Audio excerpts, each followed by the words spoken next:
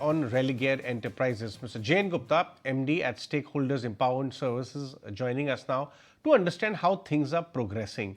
And in fact, on July 23rd, Mr. Gupta, thank you very much for your time. Wonderful shirt, I must say.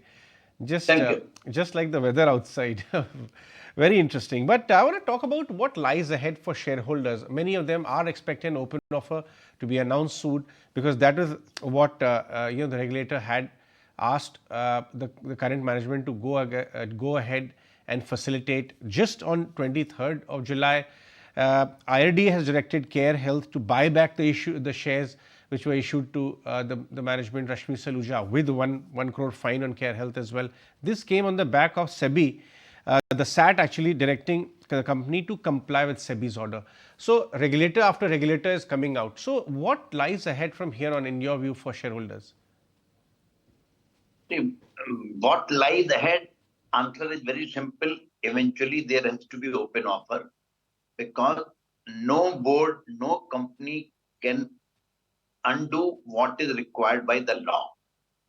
Once 25% limit is crossed by a shareholder and he has given an open offer announcement, unless there is a case or something Supreme Court or some higher court sides, then there could be some issue. But eventually, after all the judgments, all the pronouncement, open offer has to be made, because the law is very clear.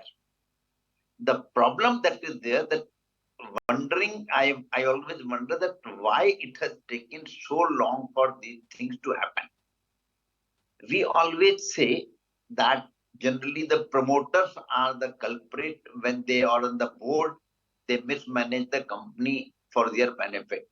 Here it is a classic case where a so-called professional is at the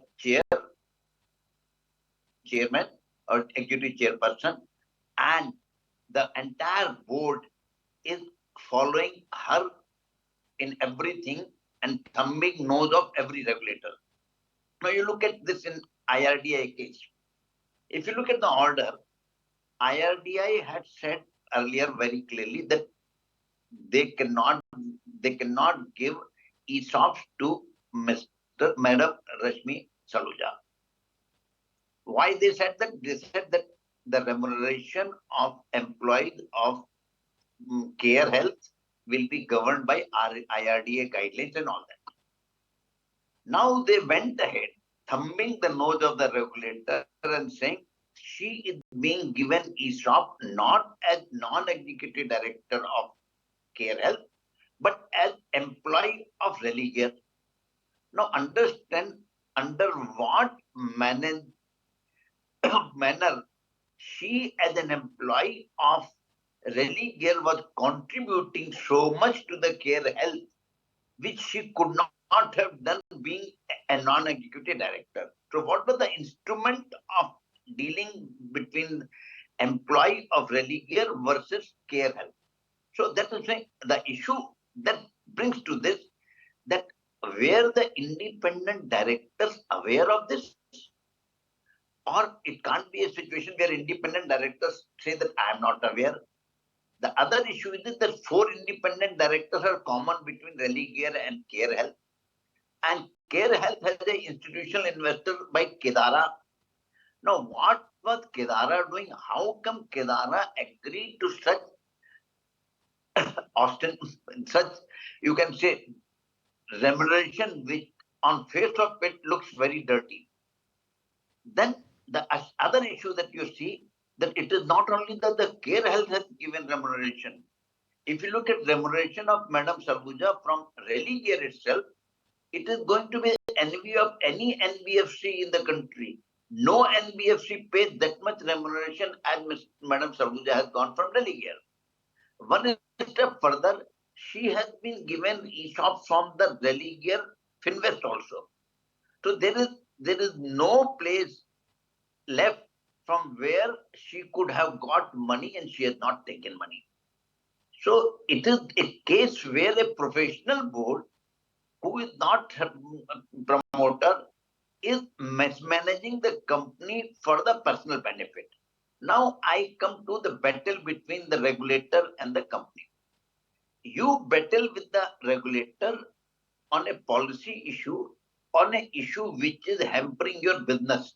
Say, for example, some regulator passes guideline which is hampering your business, you fight. Here, the company was fighting the regulator not for any business.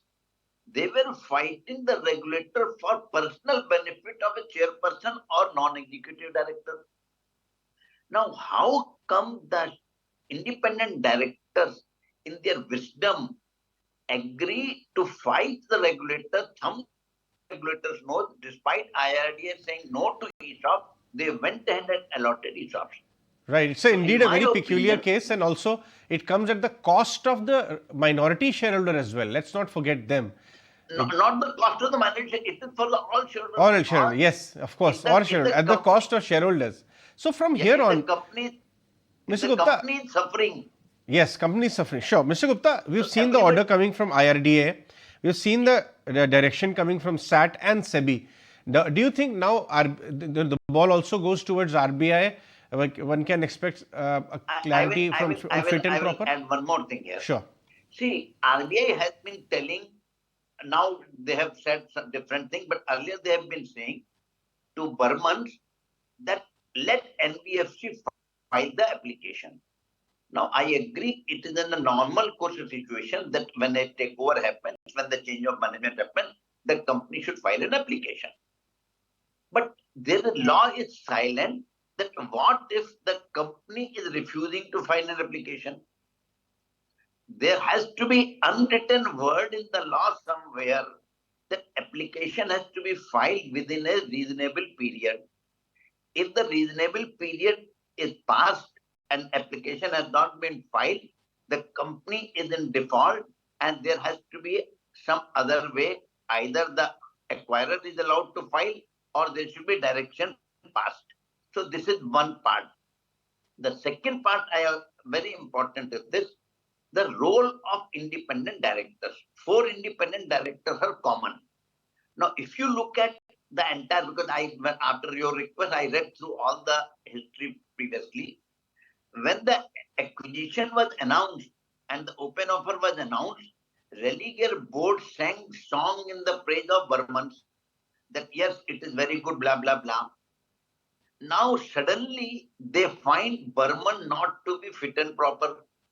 Now who is the authority to decide fit and proper? Can I and you decide that somebody is fit and proper? It is the regulator to decide. Now, when you are raising finger at Burmans that they are not fit and proper, then you are telling all the regulators that, look, Burmans are managing Dabar, Eveready, and they are not fit and proper, they are managing the company. Has there been any issue of mismanagement in these companies? So my issue is very clear. IRDA order is very, very mild order. It should have all Rashmi Saluja, it should have all the independent directors and PE investors as well.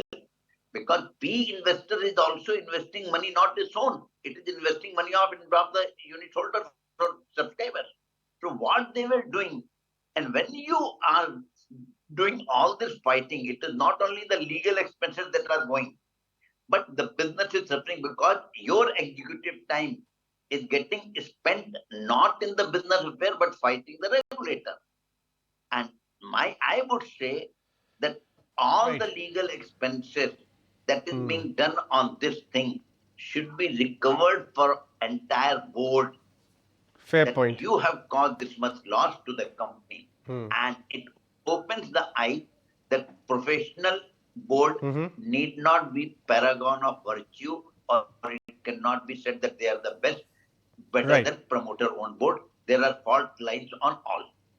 Right. All right, Mr. Gupta, thank you very much for giving your perspective. Clearly, things are moving forward, and we can only hope that the shareholders don't suffer.